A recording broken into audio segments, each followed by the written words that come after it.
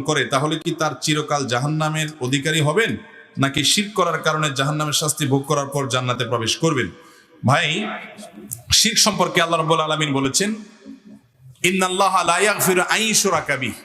আল্লাহর সঙ্গে যদি কেউ শিরিক করে, অর্থাৎ বড় শিরিক, কাউকে সিজদা করলো, কাউকে আল্লাহর স্থানে স্থলাভিষিক্ত করলো, এরকম মনে করলো, ইবাদত করলো যেটা আল্লাহর শানে শুধুমাত্র করা যায়, সেটা বড় শিরিক করলো, তাহলে সেই ব্যক্তি সম্পর্কে আল্লাহ বলেছেন এইটাকে আল্লাহ তাআলা মাফ করবেন না। ওয়া ইয়াগফিরু মা দুনা যালিকা লিমান ইয়াশা। শিরক ছাড়া যেগুলো আছে তার সবগুলা, যত অন্য অপরাধ হোক না কেন, বান্দার হকের কথা ভিন্ন, বান্দার কাছ থেকে মাপ নিতে হবে। আল্লাহর হক সংশ্লিষ্ট সমস্ত অপরাধ আল্লাহ মাফ করবেন, তো শিরক মাফ করবেন না। এই জন্য শিরক করে কেউ যদি তওবা করে মাফ চায় তাহলে ভিন্ন কথা, আবার মাফ হবে। কিন্তু শিরক করে তওবা করা ছাড়া, শিরক করা অবস্থায় সে মারা গেল, তাহলে মুশরিক অবস্থা মারা গেলে এই ব্যক্তির কোনো রক্ষা নাই এবং চিরকাল সে জাহান্নামে থাকবে। আল্লাহ তাআলা আমাদের সবাইকে শিরকের মতো এরকম ভয়াবহ অপরাধ থেকে বেঁচে থাকার তৌফিক দান করুন।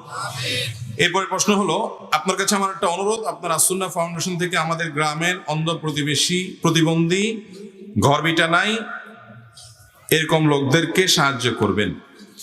ভাই, আস-সুন্নাহ ফাউন্ডেশন এটা একটা ছোট্ট চ্যারিটি প্রতিষ্ঠান, আমরা পরিচালনা করি।